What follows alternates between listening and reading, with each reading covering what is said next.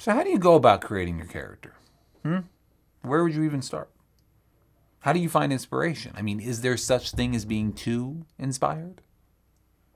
What are some common pitfalls that newer players fall into, right? And how can you avoid said pitfalls? All of this and more on this week's episode of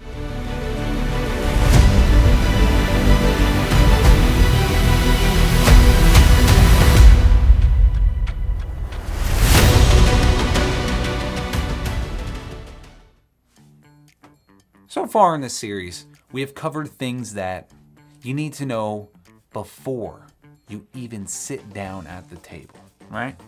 We've talked about what role-playing even is from a granular standpoint, and then we've talked about staying safe while role-playing. But now that we got that down, right, we can move on to the fun stuff. And the fun stuff means character creation.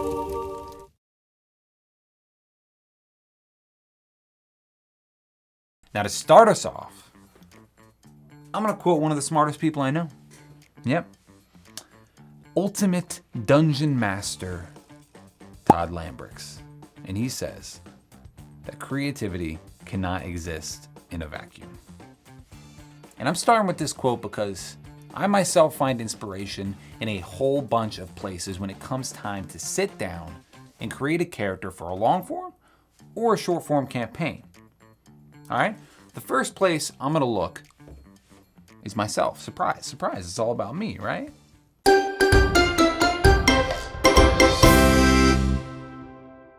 But in all seriousness, I really enjoy discovering and exploring different parts of myself through the lenses of my D&D characters. Like I always say, I'm literally going to have this be a call and repeat segment soon enough, but like I always say, you are always going to be playing yourself.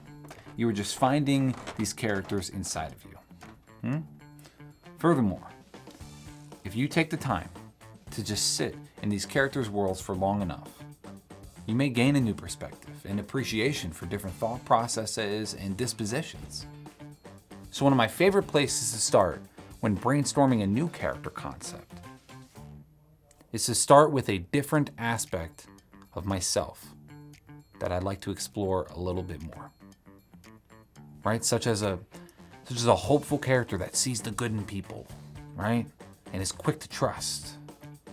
Or maybe a grief-riddled character who just lost all their loved ones in a horrible accident. There's an endless fountain of inspiration here. But I'll leave you with my favorite, right? We choose to play in these fantasy worlds because they are unlike our own. The world we live in sometimes pushes us to build walls and block out feelings in order to survive and take care of ourselves and our loved ones.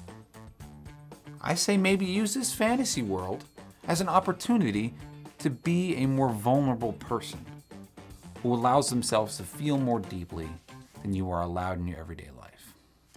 That's why I do acting, and that's kind of where I'm going with my new character in our next live stream campaign, so make sure you watch.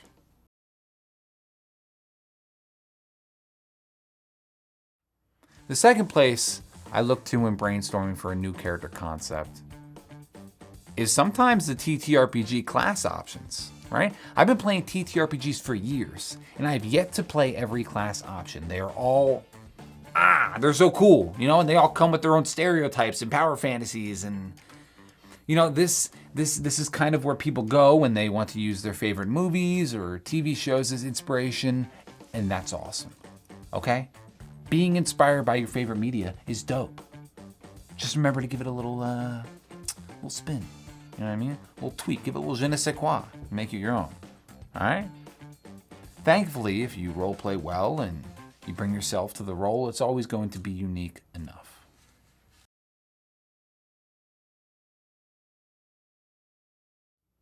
The third place I could look is the physical design of my character. Maybe you want to play an orc with a big beer belly, and that's it. That's all you know. Great. Start by drawing that, or even using ChatGPT to get an image, and then go from there. All right? Once you see something, you are no longer in a vacuum, and creativity will come to you.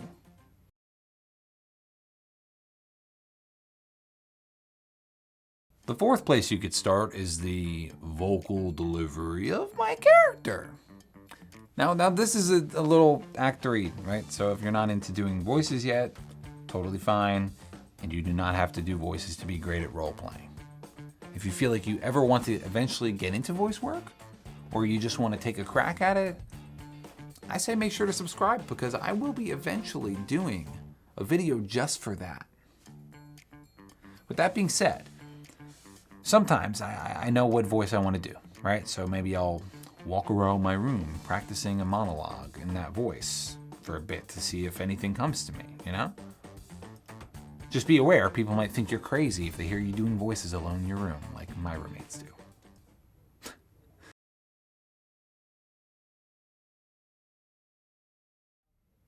And last but not least, a great place to start is around your table with your fellow players. Sometimes hearing what the people around you have cooked up will inspire your own story. And maybe you love a backstory you heard so much that you decide to make it intertwined.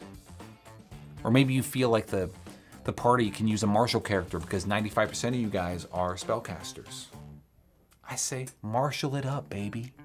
All of these are valid jumping off points when it comes to character inspiration.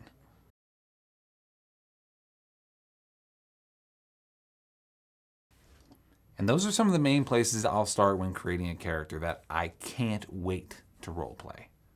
You can use some of these methods, or you can use all of them together, whatever works for you. If you have any other methods of character creation, I would love to hear them down below. And the last thing I want to leave you guys with today is this. Any character you create has the potential to be awesome and memorable. Whether you create a farmer named Jim or a kidnapped prince who got hit in the head and forgot he's a kidnapped prince, it doesn't matter, okay? They will be awesome and memorable because of the way you roleplay them. And if that isn't a good enough reason to stick around here and become the best role player you possibly can be with me, I don't know what is.